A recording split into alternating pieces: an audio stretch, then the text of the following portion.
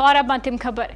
गुजरात विधानसभा चुनाव में बीजेपी की प्रचंड जीत के बाद अब मुख्यमंत्री और कैबिनेट मंत्रियों का शपथ ग्रहण पूरा हो चुका है। सीएम भूपेंद्र पटेल की कैबिनेट में नामचीन चेहरों को जगह मिली है, मगर इनमें 2 नाम ऐसे थे जिनके कयास बहुत थे मगर वो शामिल नहीं हो पाए। देखिए यह रिपोर्ट।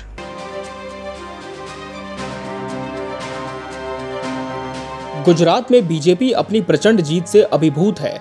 इस विधानसभा चुनाव में जीत के साथ ही बीजेपी ने अपनी 27 सालों से जमी सत्ता को बरकरार रखा। तत्कालीन सीएम भूपेंद्र पटेल एक बार फिर से गुजरात के वर्तमान सीएम बन चुके हैं।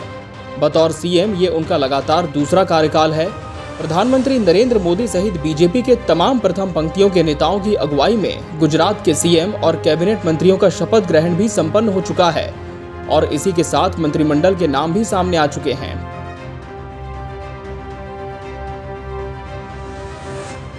भूपेंद्र पटेल के मंत्रिमंडल में इस बार पाटीदार कार्ड खेलते हुए ओबीसी और अनुसूचित जनजाति को भी रिझाने की पूरी कोशिश है। इसके अलावा बीजेपी ने दलित और ब्राह्मण के साथ साथ जैन और क्षत्रिय समुदायों के प्रतिनिधियों को मौका दिया। मंत्रिमंडल के जरिए जाति समीकरण के साथ क्षेत्रीय संतुलन साधने की कवायद की गई है, जिसके तहत गुजरात के सभी इलाकों को प्रतिनिधित्व दिया गया है। मुख्यमंत्री भूपेंद्र पटेल सहित 17 सदस्यीय मंत्रिमंडल का गठन हुआ है। प्रधानमंत्री नरेंद्र मोदी, केंद्रीय गृह मंत्री अमित शाह, रक्षा मंत्री राजनाथ सिंह और बीजेपी अध्यक्ष जेपी नड्डा सहित पार्टी के दिग्गज नेताओं की मौजूदगी में भूपेंद्र पटेल ने सीएम पद की शपथ ले ली है। मुख्यमंत्री के अलावा 8 कैबिनेट मंत्रियों, 2 राज्य मंत्रियों और 6 राज्य मंत्रियों को भी राज्यपाल आचार्य देवव्रत ने शपथ दिलाई। इस तरह बीजेपी ने भूपेंद्र पटेल कैबिनेट के जरिए 2024 के चुनाव के लिए मजबूत सोशल इंजीनियरिंग का फॉर्मूला तैयार किया है। गुजरात के राज्यपाल आचार्य देवव्रत ने भूपेंद्र पटेल को सीएम पद की शपथ दिलाई। इसके बाद राज्यपाल ने कैबिनेट मंत्रियों को शपथ दिलाई।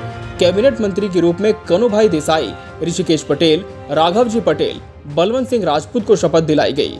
इसके बाद कुंवरजी बावलिया, मुलुभाई बेरा, भानुबेन बाबरियाट और कुबेर डिडोर को मंत्री पद की शपथ दिलाई। इसके साथ ही भाजपा विधायक हर्ष संघवी और जगदीश विश्वकर्मा ने राज्य मंत्री स्वतंत्र प्रभार के रूप में शपथ ली है। भूपेंद्र सरकार के 2.0 के मंत्रिमंडल को अगर जाति समीकरण के लिहाज से देखें तो कैबिनेट में मुख्यमंत्री भूपेंद्र पटेल सहित 5 पटेल नेताओं को जगह मिली है, तो 5 ओबीसी जातियों के नेताओं को भी मंत्री बनाया गया है। इसके अलावा अनुसूचित जनजाति समुदाय के 3 मंत्री बनाए गए हैं, तो एक जैन, एक क्षत्रिय, एक ब्राह्मण और एक दलित समुदाय के सदस्य को भी मंत्री बनाया गया है।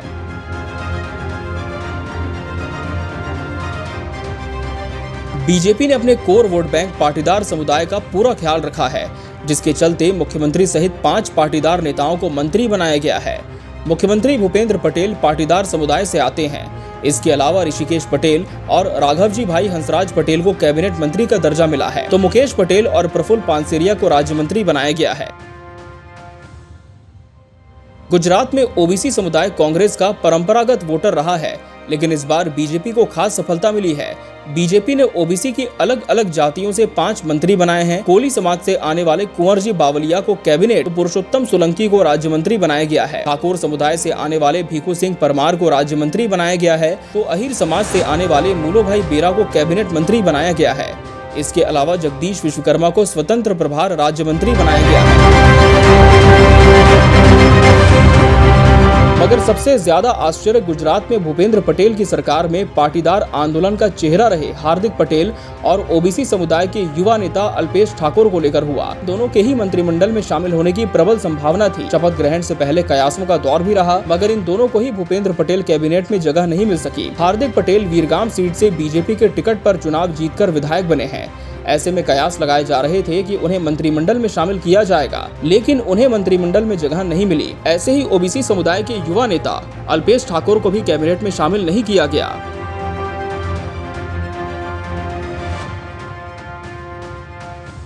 ये दोनों ही नेता कांग्रेस छोड़कर बीजेपी में आए और गुजरात में इनकी अपनी मजबूत पहचान है।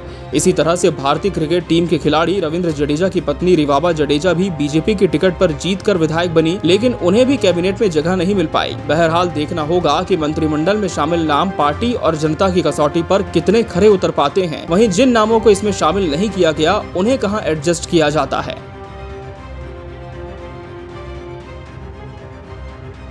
Bureau report, KBC news.